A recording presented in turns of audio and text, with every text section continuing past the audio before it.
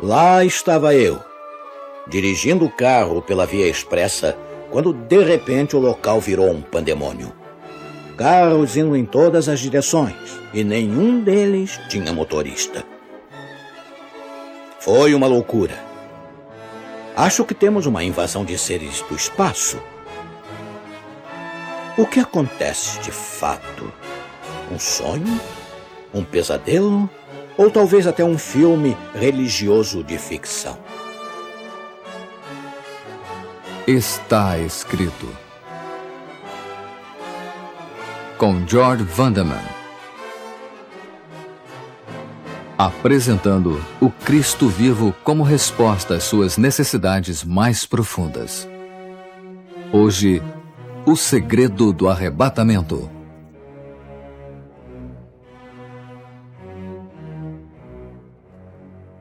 Esta vívida descrição na abertura do programa de hoje foi tirada do livro A Agonia do Planeta Terra, o livro de Hal Lindsey sobre o arrebatamento e a crise final da Terra. O arrebatamento, explica Lindsey, é a vinda repentina, silenciosa e invisível de Jesus para levar os santos deste mundo.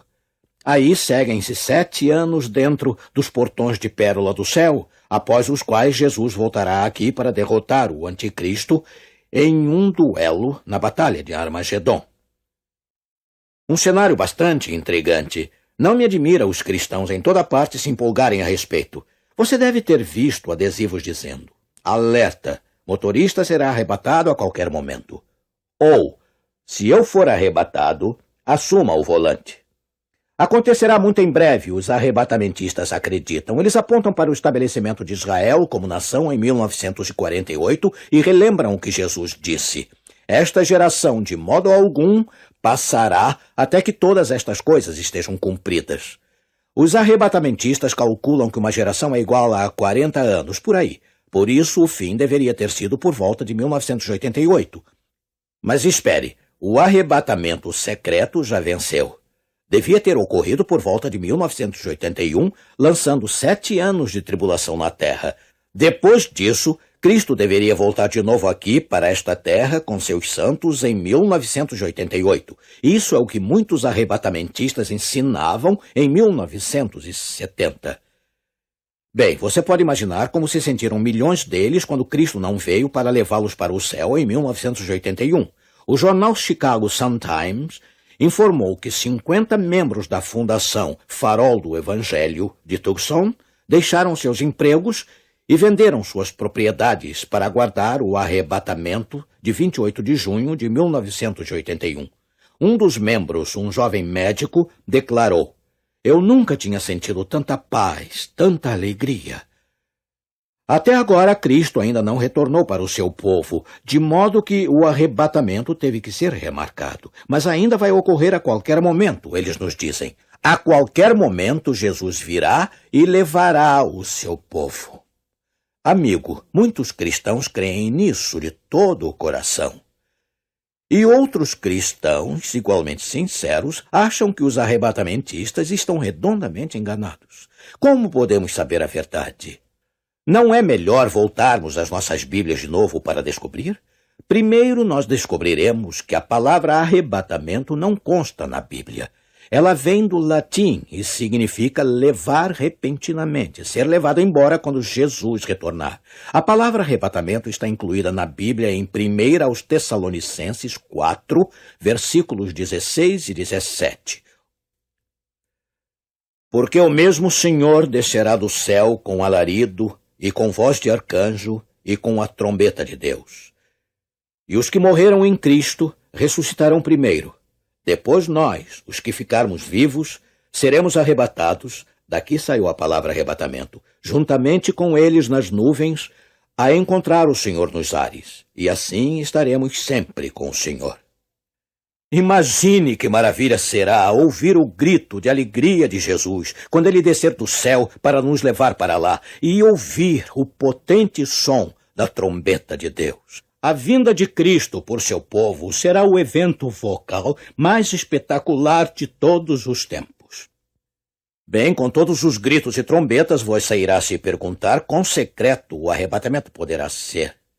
Talvez não seja de fato nenhum segredo. Evidentemente não. E pensando bem nisso, por que Jesus precisaria chegar de surpresa do céu? Seria bem mais apropriado para nosso rei chegar triunfantemente através das nuvens e nos chamar para o lar. De fato, é o que a Bíblia ensina. Muitos arrebatamentistas se surpreendem ao descobrir que a Bíblia nunca diz que Cristo virá num piscar de olhos. 1 Coríntios 15, 51 e 52 diz: todos seremos transformados num momento, num abrir e fechar de olhos, ante a última trombeta, porque a trombeta soará e os mortos ressuscitarão incorruptíveis e nós seremos transformados. Como vê, a mudança de nosso corpo mortal para imortal ocorrerá instantaneamente. Mas a vinda de Cristo em si será ruidosa e longa o bastante para trombetas soarem. Note as palavras do próprio Jesus naquele maravilhoso capítulo sobre a segunda vinda, Mateus 24, versículos 30 e 31.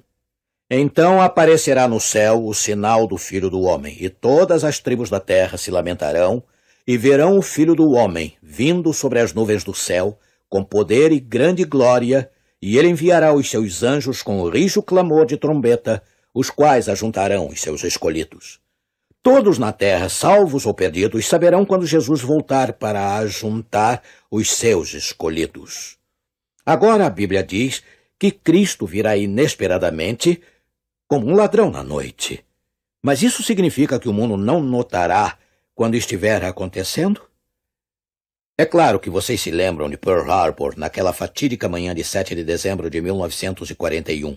Apesar de a inteligência americana ter alertado sobre um iminente ataque japonês, eles foram apanhados desprevenidos. Mas quando aqueles bombardeiros surgiram no céu, todos podiam ouvir o que estava acontecendo. Assim será na volta de Jesus. A despeito do alerta em todo o mundo, os não salvos serão apanhados de surpresa. Mas eles certamente saberão da presença de Cristo.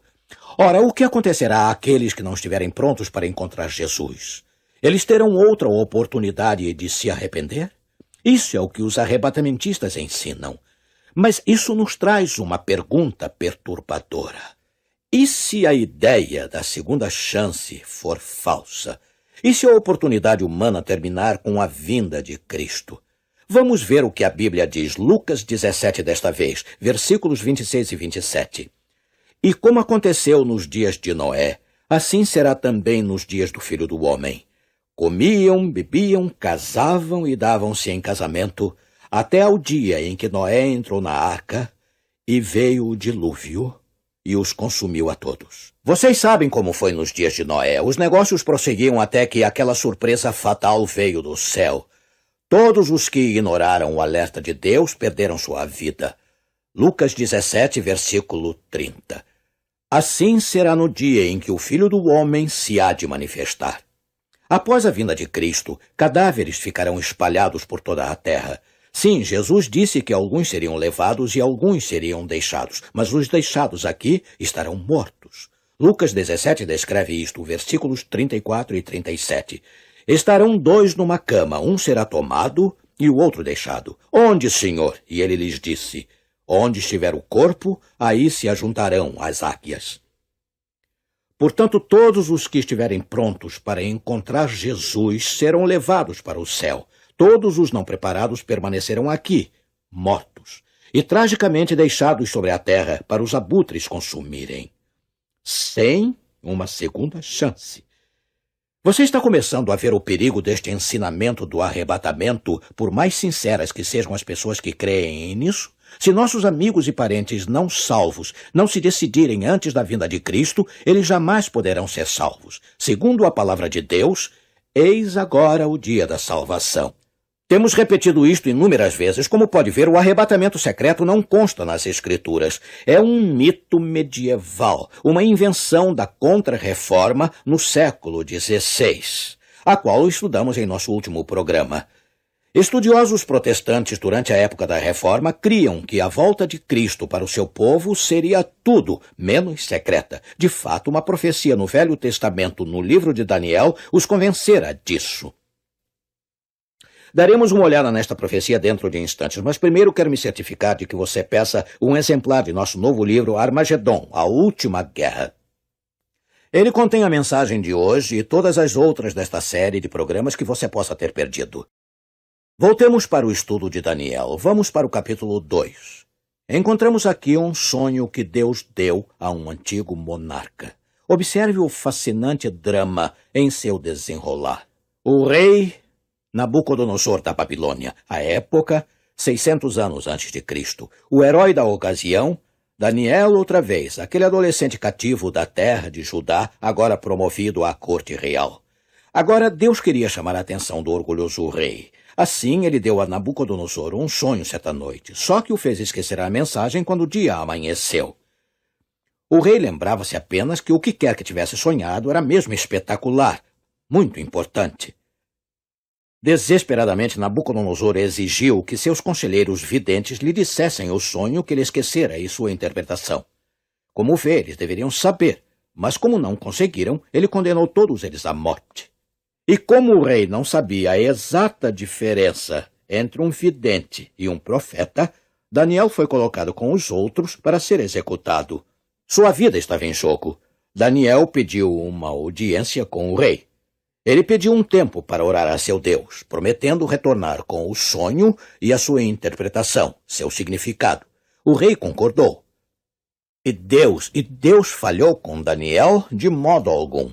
Numa visão noturna, ele revelou a seu jovem profeta o que o rei havia sonhado e o significado.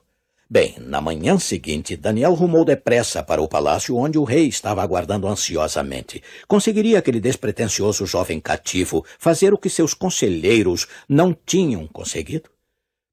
Bem, vamos pegar a história no versículo 31 de Daniel 2. Ouça com o rei o que Daniel cita que ele havia sonhado. Tu, ó rei, estavas vendo, e eis aqui uma grande estátua. Esta, que era imensa e de extraordinário esplendor, estava em pé diante de ti, e a sua aparência era terrível. Atentamente, o rei olha a nobre face do jovem mensageiro de Deus, enquanto ele continua nos versículos 32 e 33. A cabeça era de fino ouro, o peito e os braços de prata, o ventre e os quadris de bronze, as pernas de ferro, os pés em parte de ferro, em parte de barro. Bem, totalmente sem palavras, Nabucodonosor, o orgulhoso monarca do poderoso império da Babilônia, encara deslumbrado Daniel. Este humilde servo do Deus Celeste está relatando com incrível precisão o sonho que havia fugido em sua memória. Daniel prossegue, versículos 34 e 35. Quando estavas olhando, uma pedra foi cortada sem auxílio de mãos, a qual feriu a estátua nos pés de ferro e de barro e os esmiuçou. Então foi juntamente esmiuçado o ferro, o barro, o bronze, a prata e o ouro, os quais se fizeram como a palha das eiras no estio, e o vento os levou. E deles não se viram mais vestígios, mas a pedra que feriu a estátua se tornou em grande montanha que encheu toda a terra. O rei reviveu a incrível cena. Ele viu a majestosa imagem com a cabeça de ouro reluzente, seu peito de prata polida. Ele viu de novo o corpo e os quadris de bronze derretido, as pernas de ferro maciço e, o mais estranho de tudo, a mistura de ferro e barro da qual eram formados os pés. Mas por que o ouro foi substituído por prata e a prata por bronze? Qual era o significado da enorme pedra que havia derrubado a estátua? Daniel iria dizer a ele. Assim, vindo para a borda de seu trono, o monarca aguardava ofegante agora, enquanto Daniel se preparava para interpretar. E agora o momento que ele estava esperando, versículos 37 e 38. Tu, ó rei, és a cabeça de ouro. Que lisonjeiro! Nabucodonosor deve ter imaginado lisonjeiro e adequado o seu reinado ser representado pela cabeça de ouro. Afinal, os historiadores já não chamavam a Babilônia de reino de ouro? Mas aí seguiram-se algumas notícias ruins para a Babilônia. Nabucodonosor ergueu suas sobrancelhas reais enquanto Daniel revelava o versículo 39. Depois de ti se levantará outro reino, inferior ao teu. O quê? Seu reino ia chegar ao fim? A Babilônia seria sucedida por uma potência inferior a ela, sim, a Babilônia não iria durar para sempre. Era apenas o primeiro de uma série de reinos que se sucederiam um sobre as ruínas do outro. Ciro, o persa, iria conquistar a Babilônia ainda nos dias de Daniel. Aconteceu durante as festas de Belsazar. Lembra-se dos escritos na parede? A monarquia dupla dos medos e dos persas, representada pelos 2 braços de prata da estátua, reinou por 2 séculos. Hoje jaz em ruínas, pois a profecia havia decretado no versículo 39, como vemos. E um terceiro reino de bronze, o qual terá domínio sobre toda a terra. Este foi o reino de bronze da Grécia, liderado por Alexandre o Grande. Este ambicioso líder culminou suas fulgurantes conquistas na Batalha de Arbela, 331 anos antes de Cristo. Na inacreditável idade de 25 anos, ele reinou como mestre e soberano de todos.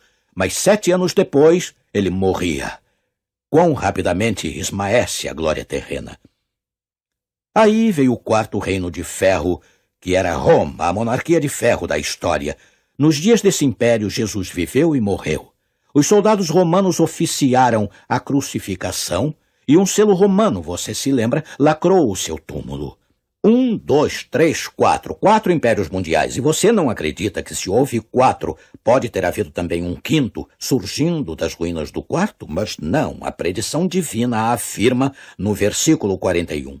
Quanto ao que viste dos pés e dos dedos, em parte de barro de oleiro e em parte de ferro, será isso um reino dividido. Uma coisa nova aqui, uma mudança iria ocorrer, uma divisão. E isso ocorreu? Sim, durante o 4º e 5º séculos, várias nações emergiram dentro das fronteiras de Roma Ocidental. O poderoso império dos Césares desintegrou-se perante o riso dos bárbaros. E em seu lugar vemos as conhecidas nações de hoje: Alemanha, França, Suíça, Portugal, Inglaterra, Espanha, Itália. Eu lhe pergunto, poderia a sabedoria humana predizer o futuro com tanta precisão? Não. O cumprimento da profecia bíblica confirma a palavra de Deus como divina. Mas agora, chegamos ao versículo 43. Isto é o que estávamos esperando. Quanto ao que viste do ferro misturado com barro de lodo, misturar-se-ão mediante casamento, mas não se ligarão um ao outro, assim como o ferro não se mistura com o barro. O que você pensa disso? 7 palavras que destroem a conquista do mundo. Eles não se ligarão um ao outro. A Europa jamais se ligará sob um só governo, de acordo com a palavra da profecia. Notamos um padrão interessante na história mundial. Nabucodonosor não teve dificuldade em reinar no mundo, assim como Ciro, Alexandre ou os Césares. Mas aí tudo mudou. Desde os dias do Império Romano, a história tem sido como um disco quebrado. Ela conta a história de todos os ditadores com uma persistente palavra: derrota, derrota, derrota. Essa única palavra nos conta a história de Carlos Magno, Luís XIV, Napoleão, Kaiser Wilhelm, Hitler e todos os ditadores visionários que possam se seguir, e por trás disso tudo há uma fortíssima profecia. Napoleão parecia ser o super-homem do destino. Em 1799 ele dominou a França e decidiu unificar os segmentos restantes do Império na Europa. Mas você se lembra como Deus usou o Duque de Wellington para cumprir dramaticamente Daniel 2 em Waterloo. Quando a ideia de Napoleão de um império mundial ruiu, um século se passou. Aí o Kaiser Wilhelm saiu com a mesma ideia em 1914, e todos nós sabemos o fim dessa história. E apesar da notícia do recente desastre espalhar-se por todas as frentes, um cabo da ativa do exército alemão em ruínas deu entrada num hospital. Nada parecia estar errado com ele, mas ele demonstrava estar tão arrasado que o hospital o colocou em um quarto. Aí esse orgulhoso soldado virou o rosto para a parede e recusou-se a admitir a derrota da Alemanha. 2 dias depois, Adolf Hitler levantou-se daquele leito e deixou o hospital com um desejo febril de colocar o mundo sob a sua bandeira. E essa história também foi escrita nas cinzas, com o sangue e as lágrimas de milhões. Hitler estava destinado ao fracasso através da palavra de Deus em Daniel, no 2º capítulo. Aquele que conhece o fim desde o princípio diz que os pedaços partidos do Império Romano jamais serão colados juntos. Líderes militares e agências pacifistas têm tentado isso, mas têm fracassado através das simples palavras, mas não se ligarão um ao outro. Qualquer tentativa de unificar a Europa não irá durar. E agora o clímax de tudo, o destino das nações, o seu destino e o meu, encontram-se nas palavras de Daniel 2,44. Mas nos dias destes reis, o Deus do céu levantará um reino que não será jamais destruído, e este reino não passará a outro povo. Esmiuçará e consumirá todos estes reinos e será estabelecido para sempre. Não nos dias da Babilônia, da Pérsia, da Grécia ou de Roma, mas aqui mesmo nestes dias, nos dias destes reis, em nosso tempo, Deus estabelecerá o seu reino. E note que o reino vindouro de Cristo esmagará todos os outros reinos deste planeta. A vida terminará na terra sem uma segunda chance para o arrependimento. E não será um arrebatamento secreto, pois este grande clímax dos tempos será visto e ouvido por todos. Notícia maravilhosa, de fato. Isto não é sensacionalismo, nem especulação ousada ou fantasiosa sobre a profecia. Daniel, no 2º capítulo, nos traz a mensagem certa da palavra de Deus de que o próximo grande evento da história será a vinda de nosso Senhor e Salvador, Jesus Cristo em poder e glória. Oh, amigo, você já se colocou do lado de Deus? Agora é a hora para fazer isso. Agora é o dia da salvação. O Rei está vindo. E se a sua vinda não se encaixar em seus planos, então, por favor, eu lhe peço, mude os seus planos. Que Deus o ajude. O dia não sei do regresso do esposo, porém os sinais vêm encher-me de gozo, pois presto virá esse evento faustoso, mas o dia não sei. Cristo vem, vigiemos, oremos, Ele vem, aleluia, aleluia, sobre nuvens virá, como os anjos da glória, mas o dia não sei. Orar, vigiar, eis a necessidade, bem firmes os pés na bendita verdade, descanso haverá na celeste cidade, mas o dia não sei. Cristo vem, vigiemos, oremos, Ele vem, aleluia, aleluia, sobre nuvens virá, como os anjos da glória, mas o dia não sei. Obrigado, arautos.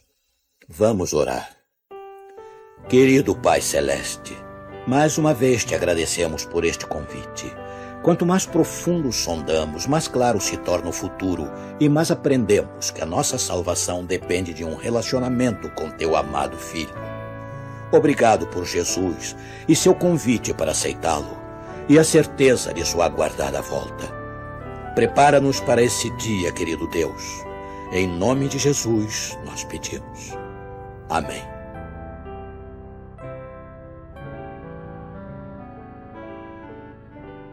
Na próxima semana, nova era do planeta Terra. Vocês vão gostar. E chegou o momento de dizer até logo a todos. Mas lembrem-se, está escrito: Não só de pão viverá o homem, mas de toda a palavra que sai da boca de Deus.